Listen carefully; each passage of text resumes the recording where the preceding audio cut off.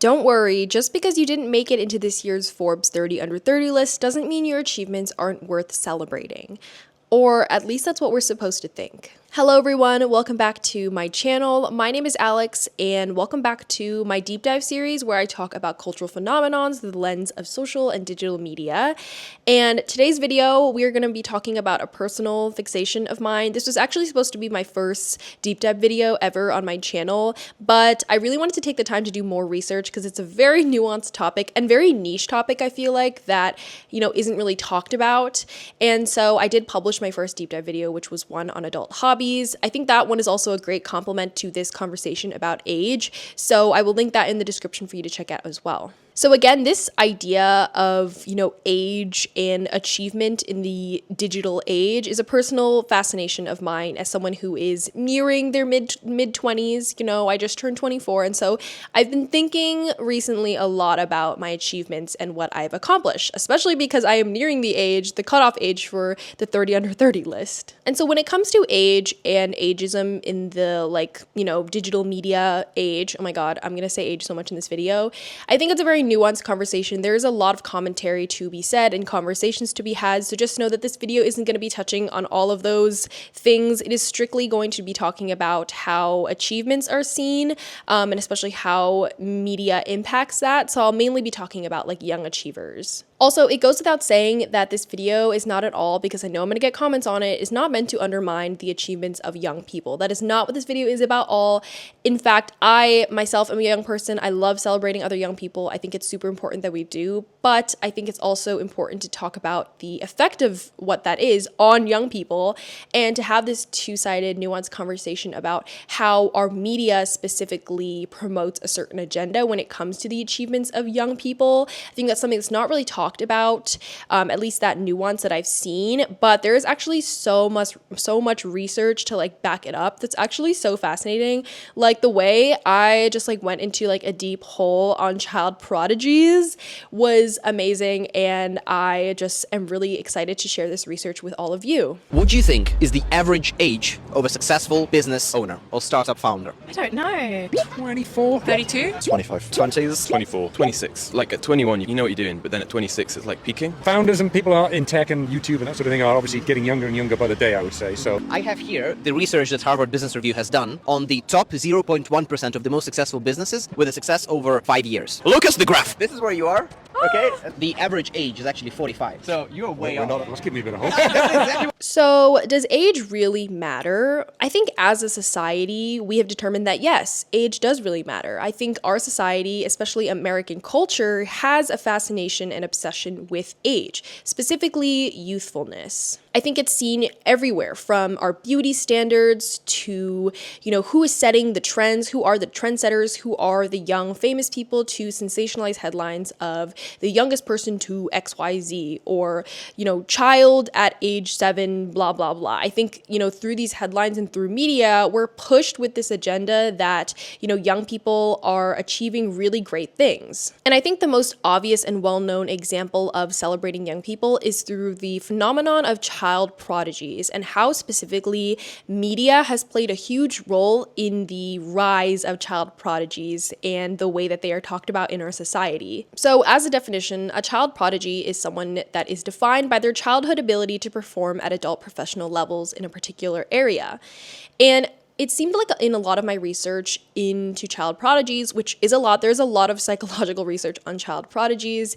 It seems like there's a lot of debate in scientific communities if child prodigies are born or made, if they're born with these innate abilities to achieve what they did. But after looking at some research, I've figured out and come to the conclusion that I think there are three main things that sort of make up a child prodigy. The first one is their genetics, the second one is their hard work and dedication, and then the third is their luck and their privilege, which is a big one because I feel like that's not really talked about a lot. privilege especially. I think the idea of the innate genius is actually quite interesting because I think it's really acceptable in our society to believe that when it comes to child prodigies. It's easier to accept that somebody would achieve such great things because they are just born with that ability rather than like they worked hard for it, because that's boring, right? Like hard work, dedication, that's not as sensational and interesting as someone being born with the ability to do something.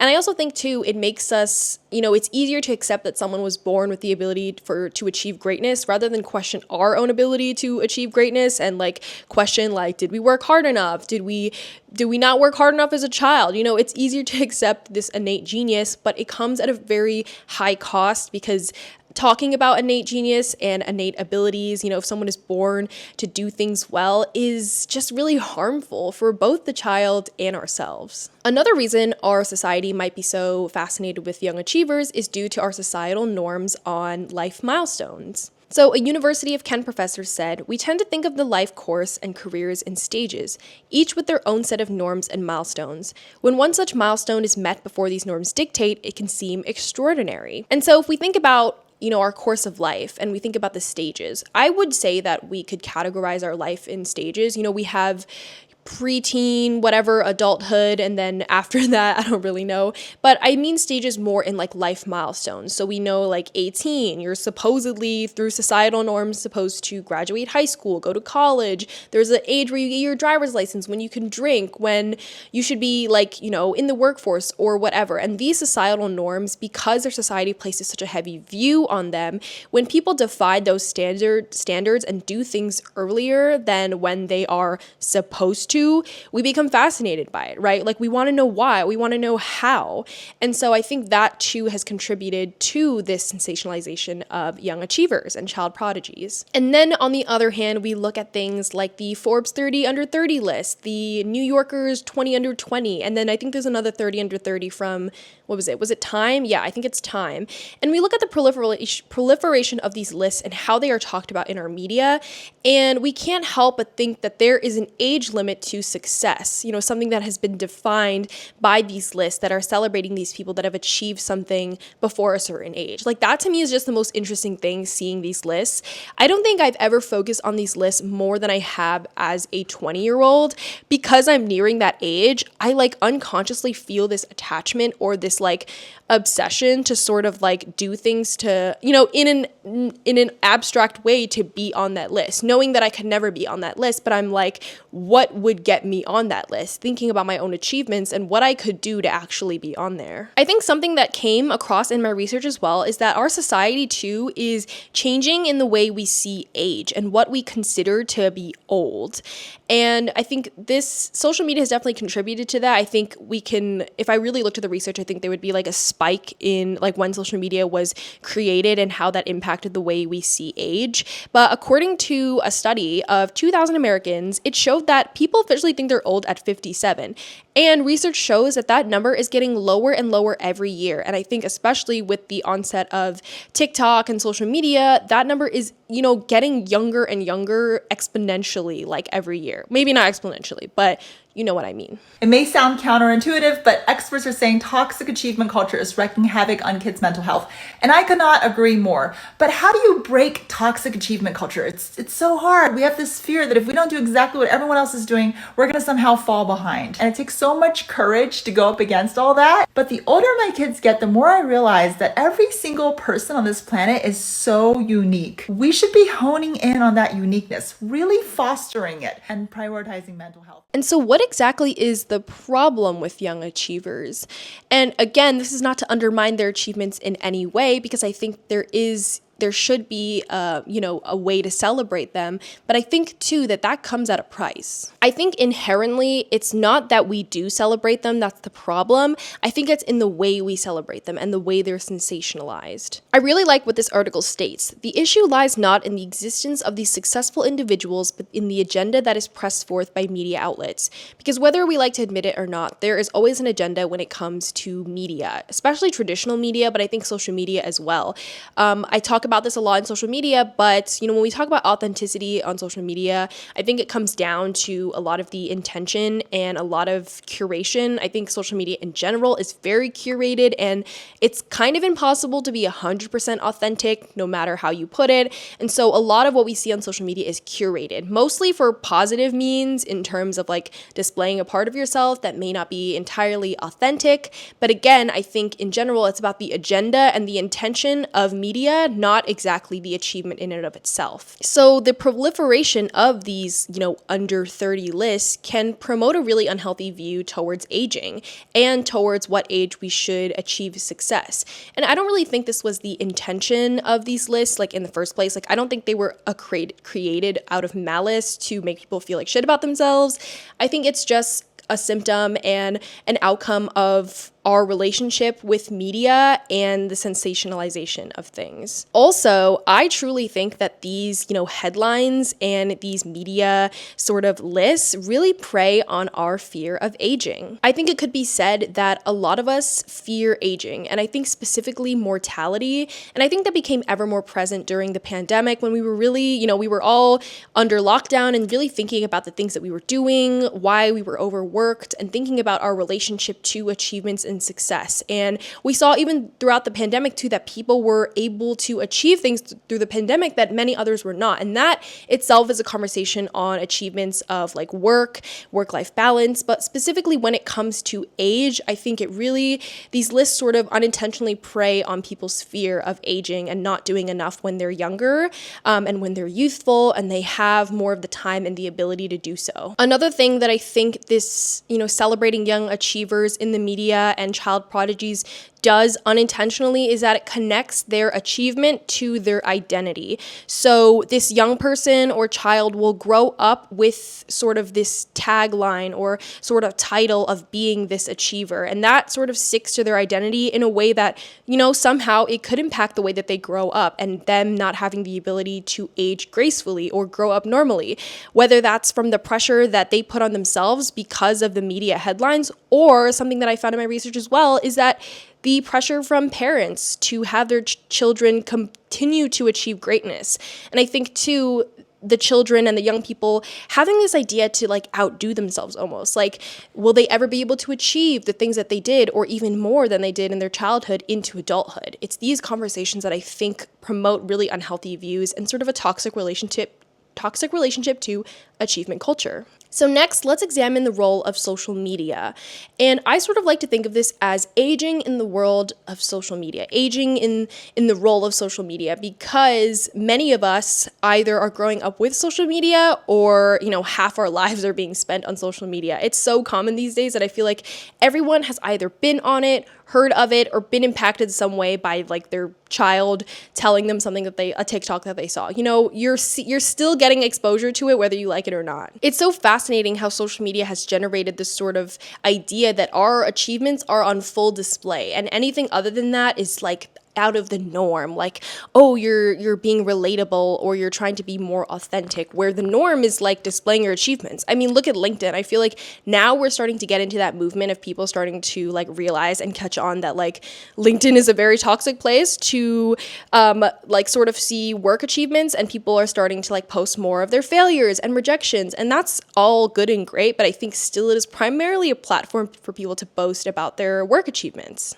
And I'm going to bring back this a term of innate genius, because I think it's a term that is maybe could be harmless on itself, but when we really take it and run with it on media, and especially social media, it can become very harmful. And I think when that is perpetuated online, we never really look at why or how this person achieved something, but rather what they achieved. We become so fascinated and obsessed that this person did XYZ that we don't really talk about how they did that. Maybe what they did, how much practice and rehearsal time they had to do that. Or again, bringing it back to this conversation of luck and privilege, in what ways did their childhood or how they grew up and their, access to resources in classes, how did that impact their ability to achieve things? And because we don't really look at those things, we tend to have this jaded, vision of like what we achieve and how we achieve it. And so we kind of look at our own achievements and have unrealistic expectations for it, because again, privilege plays a huge role in it. Luck plays a huge role. Hard work and dedication. Some people don't have time to dedicate into the things that they would love to achieve. Whether we like it or not, social media and media itself, traditional media, makes us compare ourselves in ways that we are not really familiar with doing, because we're seeing it on such a large mass scale of seeing people's achievements. Like if you just kind of look in your daily life, everyday life, you have your friends and people you're close with, and I think in between yourselves, you're not really talking about achievements like 24/7, 365 days a year, but on social media, that is more evident than ever. And it just, again, just makes us compare ourselves in a way that we never really saw before. I think many will agree that the issue does not lie in younger people being celebrated online. I think we can all agree that's not the issue. It is the overexposure and sensationalization of these headlines and, this idea that's pushed upon us of age that becomes really exhausting. In this Harper Bazaar's article, I want to highlight this quote that really talked about social media. It says, "This and the rise of influencer culture has contributed significantly to this idea that huge success can happen at such a young age. The reality is that these are a very slight majority, but the problem is that they are the most visible, and people then use the most visible as a benchmark." I think a prime example of this that I have seen is in the way that we celebrate achievements. I think especially in older people as well. Like the conversation is on younger people, and that is like sensational headlines and all of that. But when it comes to older people, and this example that I like to use is Michelle Yeoh, winning her first Oscar. And while I do think it ignited conversations of how like you don't have to be a certain age to win an Oscar or achieve great things, I think what I saw and what a lot of people saw on social media, that a lot of traditional media outlets decided to focus on her age and even like blast her age when that wasn't even necessary to the conversation in the first place. And also, seriously, I was thinking throughout seeing all these headlines, like seriously, what woman wants her age to be like blasted online for like the media to see? I just don't think if I was an older woman who achieved great things, like I wouldn't want my age to be highlighted first and foremost. I would want it to be me winning an Oscar. And also too, I think especially in that specific example, Michelle Yeoh was like one of the first Asian women in like a few years. Don't quote me on that. I'll put the headline on.